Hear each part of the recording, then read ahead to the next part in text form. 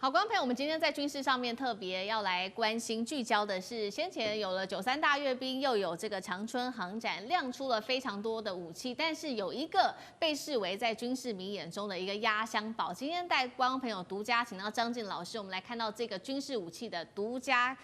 压箱宝是什么呢？我们来看到这个是其实来自于战区网最新的一个披露，他说美国的卫星公司在新疆的马兰试验基地捕捉到了一个这个是从来都没有公开过的大型隐形飞翼无人机。画面上我们来稍微看一下这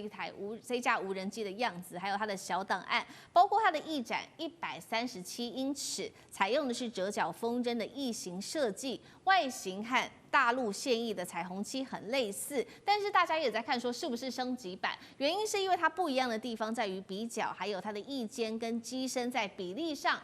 他们认为有一个非常大的落差，所以他认为说这一次看到的这个是一个升级版。那原来的彩虹七，它负责的任务只是情报、监视跟侦查而已。现在北京也在暗示了，如果必要时的话，它是可以做一个精准的打击的，把它视为是一个隐形的杀手。真的是这样子吗？等一下请老师来带我们看。另外，来自于美国智库的一个最新警告，他认为大陆不断的在加强它在无人机上面的发展，而且呢，最新他在2024年下了一大单。高达了100万架的这些小型单向的无人机，认为到了明年之后，如果说全面交付的话，那么大陆就可以透过他们的无人机战力在下一场战争当中，如果美国的反无人机到时候能力还是不够的话，美国的大军恐怕就会被淹没了。我们先来看到这个是在新疆的全新的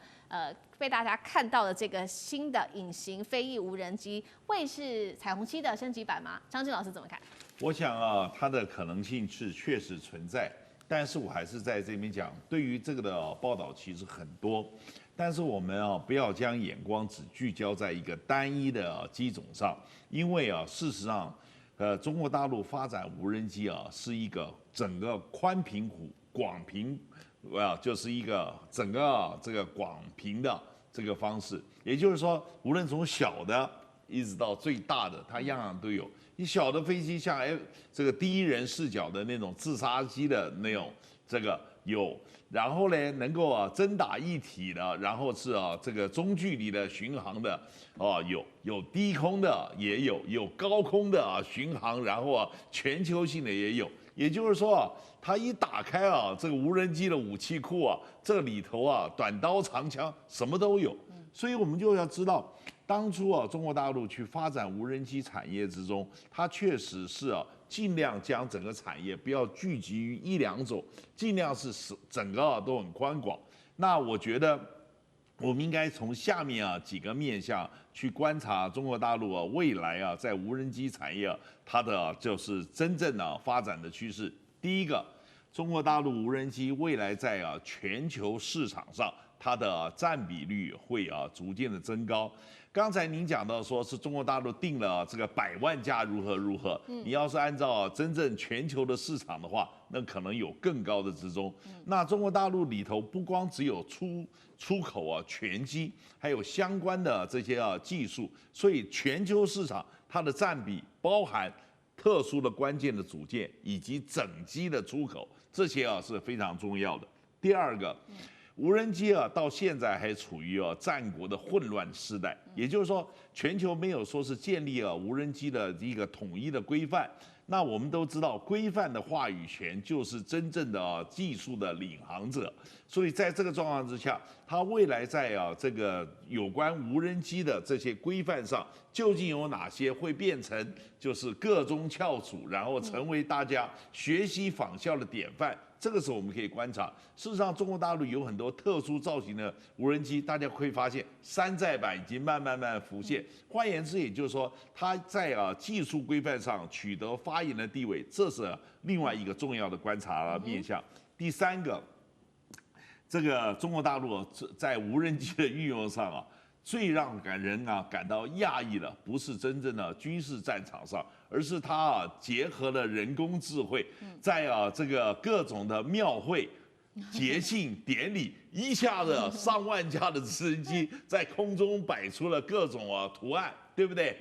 活灵活现，飞龙在天，然后又呼全部降回去了，一架都没有少。各位，这个是怎么做到？这是结合了自动演算物、人工智慧等等等等这么多，它其中所产生的战略震慑力，那才真是可怕。所以换言之，也就是说，今天能不能去结合？也就是说，你完全只有军用，这是走苏联的当初的老路子。苏联所有的高科技全部都在搞军用，但是他没有想到他去开发民用市场。那中国大陆非常强调所谓的军民融合，因为今天有民用市场，对不对？我们中国人从早年开始放鞭炮的这个就火药可以用来放鞭炮，年节放鞭炮也可以用来攻城，所以走军民融合的这些路子是非常重要。那这里头有一个非常重要的，这是第4个面向我提醒了，就是中国大陆非常重视在发展所谓低空经济。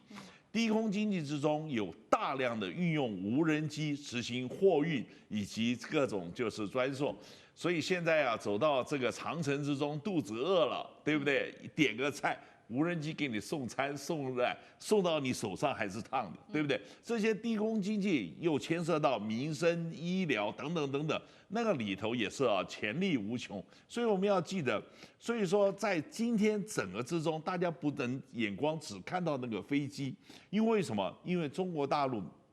在发展无人机之中，跟它平行一起在发展的。这个不是说，对不起，只有今天能够走过司令台的那才是好东西，而是全球性的直管、通信，还有后面的后勤、保障、维修。我们要知道，很多人都一定在那边就是有个错误观念，因为有无人机，所以你就这个让有人的飞行的就好像失掉市场，不对。其实因为有无人机，你需要的更多的后勤的技师以及操作者等等等等，你可以增加的就业机会还有很多。所以各位，我们今天去观察中国大陆去发展这无人机，你看到一个，然后你就兴奋得不得了。对不起。这个格局就跟一个小男孩走进了玩具反斗城了，或者一个小女孩走进芭比娃娃屋，兴奋了半天。但是呢是热闹，不是门道。门道是说它这个产业的架构是到底是怎么样做出来，而且它是全方位发展的。所以我就讲说，今天中国大陆当初一开始的时候，大家要注意，无人机它是全频谱发展，而且结合了这个。叫做低空经济，结合了军民融合，结合了人工智慧，而且争取全球市场，而且要掌握技术规范，这几个方向，我觉得才是我们以更周延的方法。假如我们只看到一个飞机，然后惊艳了这个觉得惊艳，然后在那边兴奋，这个实在是这个以管窥豹。好，谢谢张庆老师。地缘政治、美中之争。战略价值、强权崛起、小国生存，现在与未来